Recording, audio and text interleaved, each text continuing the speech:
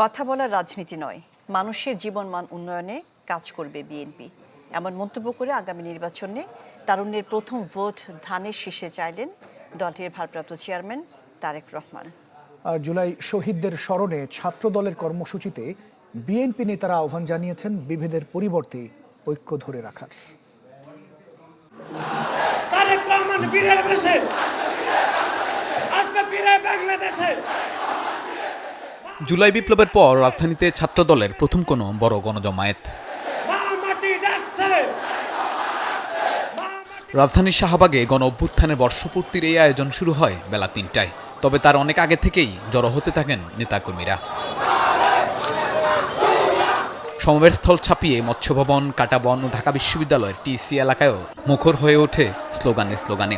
ছাত্রদল কর্মীদের উচ্ছ্বাসে বাধা হয়ে দাঁড়াতে পারেনি মেঘ কিংবা রোদ্দুরও।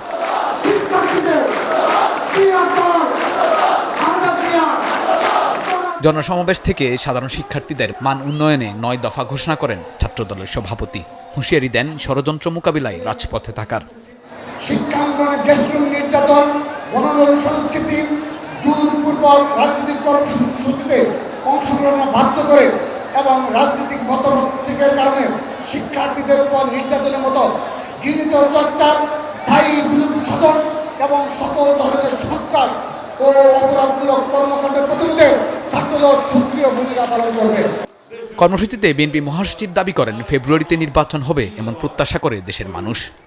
আমাদের সামনে একটা লড়াই যে বাংলাদেশে একটা গণতান্ত্রিক রাষ্ট্র প্রতিষ্ঠা করা। আমরা সেই লক্ষ্যে গিয়ে চলেছি। গোটা বাংলাদেশের মানুষ অপেক্ষা করে আছে যে ফেব্রুয়ারি মাসে নির্বাচন হবে। তার আগে গোটা বাংলাদেশের মানুষ অপেক্ষা করে আছে আমাদের নেতা তারেক রহমান সাহেব দেশে ফিরে আসবেন। প্রধান অতিথির বক্তব্যে বিএনপির ভারপ্রাপ্ত চেয়ারম্যান জানান, কথা বলার রাজনীতি নয়, মানুষের জীবন মানের উন্নয়নে রাজনীতি করতে চায় তাদের দল।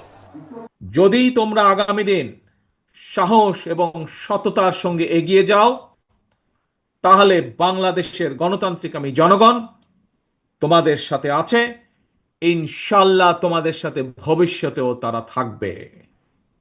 মনে রাখবে সবসময় একটি কথা, এই দেশের জনগণই বিএনপি তথা বাংলাদেশী জাতীয়তাবাদী শক্তির সকল রাজনৈতিক ক্ষমতার উৎস।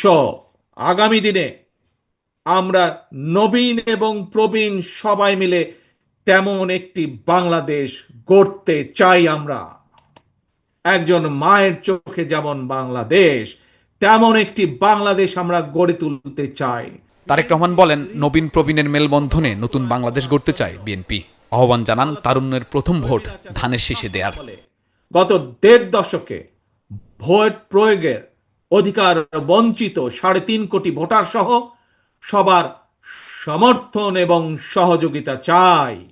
তারুণ্যের প্রথম ভোট ধানের শীষের জন্য হোক। তারুণ্যের প্রথম ভোট ধানের শীষের জন্য হোক। সকল ষড়যন্ত্র মোকাবিলায় শিক্ষার্থীদের সচেতন থাকার আহ্বান জানান বিএনপির ভারপ্রাপ্ত চেয়ারম্যান। দেশের সকল দুর্যোগ বা ক্রান্তি লগ্নে তরুণরা সামনে থেকে নেতৃত্ব দিয়েছে। সবশেষ জুলাই আগস্টের গণঅভ্যুত্থানে তরুণদের নেতৃত্বেই রাজপথে নেমে এসেছিল দেশের আপামর জনতা, যেখানে গুরুত্বপূর্ণ অবদান ছিল ছাত্রদলেরও। আজকের এই জনসমাবেশ থেকে বিএনপির শীর্ষ নেতৃত্ব আবারও স্মরণ করলেন ছাত্রদলের বিগত সময়ের আন্দোলনের আত্মত্যাগের কথা। পাশাপাশি তুলে ধরলেন আগামীর বাংলাদেশে তরুণদের নিয়ে তাদের নানা ভাবনার কথা। শাহনেওয়াজ বাবলু, চ্যানেল 24, শাহবাগ, ঢাকা।